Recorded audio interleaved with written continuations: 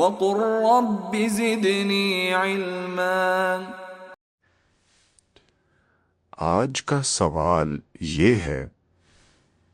ایک جو دعا کے تعلق میں دیکھی جاتی ہے وہ بھی جو ہے اس کے متعلق آپ وضاحت کرتے ہیں کہ چلتے پھرتے عام لوگ ملتے جلتے جو ہے وہ کہتے ہیں دعا کیجئے گا، آپ کی دعا ہے۔ یہ ایک محاورتاً یہ جو باتیں ہوتی ہیں یہ درست ہے؟ اس طرح اصل کیا میں بات حقیقت ہے یہ اس کی؟ ہے کہ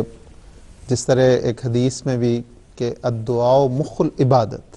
کہ عبادت کا مغز دعا ہے، اسی طرح حضرت مسیح علیہ الصلوۃ والسلام کا جو اقتباس ابھی داؤد صاحب نے پڑھا کہ منگیں سو مر رہے ہیں، مریں سو منگن جا، مطلب یہ ہے کہ جب انسان مانگتا ہے تو اس پہ جب تک موت کی کیفیت طاری نہیں ہوتی اس وقت تک کہاں اسے ملتا ہے، اور مانگنے بھی وہ جاتا ہے جو اس اضطراب کی کیفیت میں ہوتا ہے کہ مرنے کی کیفیت ہے، تو وہ اس لیے یہیں پہ وہ حضرت صاحب کا مجھے یاد آ گیا کہ حضور کہتے ہیں تہجد کی نماز کے متعلق حضور فرماتے ہیں کہ نیند بہت پیاری چیز ہے، بڑی خوبصورت، بڑی آرام دہ چیز ہے، اور اس کو چھوڑ کے جو اس نرم گرم بستر کو چھوڑ کے خدا کے حضور اس سردی میں یا اس کیفیت میں خدا کے حضور حاضر ہوتا ہے، وہ ہے چیز جو اس کے دل میں کوئی اور اضطراب ہے تو وہ کرتا ہے۔ تو یہ جو عام رواج بن گیا ہوا ہے کہ چلتے پھرتے انسان کہتا ہے کہ دعا کریں،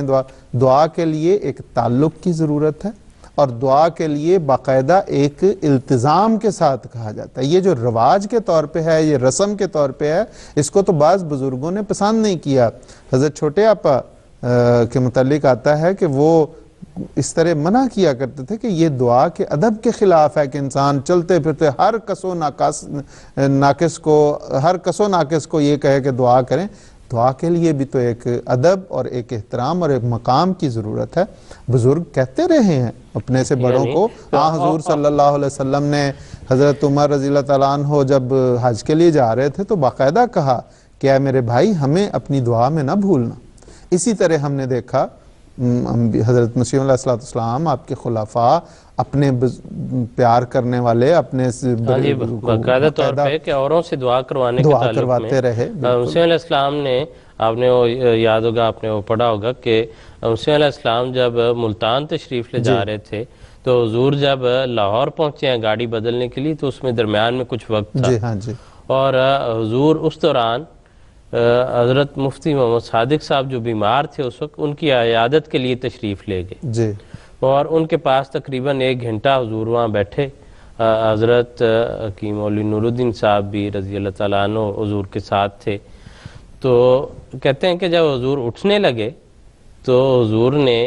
مفتی صاحب کو فرمایا کہ آپ بیمار ہیں، اور بیمار آدمی کی دعا جو ہے وہ بھی جلد قبول ہوتی ہے، تو ہمارے کام کی کامیابی کے لیے آپ دعا کیجئے، کہ ایک نبی ہے، اللہ تعالیٰ کے وعدہ ہے، دعاؤں کی قبولیت ہے، لیکن دوسروں سے دعا کروانا یہ انبیاء کی زندگی میں یہ بات ہمیں نظر آتی ہے، لیکن اس کے لیے اخلاص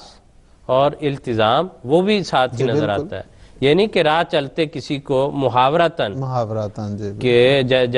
جیسے حال احوال پوچھنے کا طریقہ ہے، اسی طور پہ بعض لوگوں نے اپنایا ہوتا ہے کہ جب ان کو پوچھے کوئی کہ کیا حال ہے تو کہتے ہیں آپ کی دعا ہے، بلکہ انہوں نے کی ہے دعا یا آپ نے کہا ہے، یا واقعتاً ایسا تعلق جو ہے۔ بلکہ دعا کے لیے تو بعض بزرگوں کا ایسا بھی ملتا ہے، وہ کہتے ہیں کہ کوئی کسی بزرگ کے پاس گئے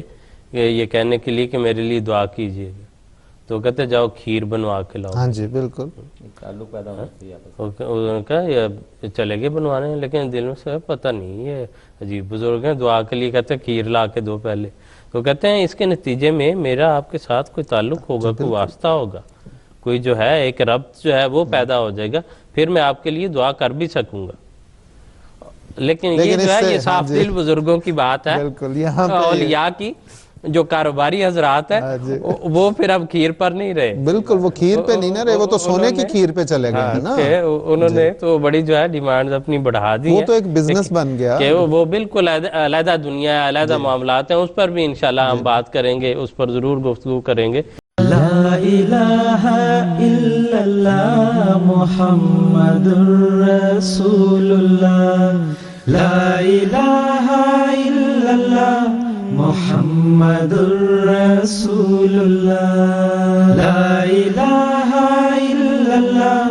محمد الرسول اللہ.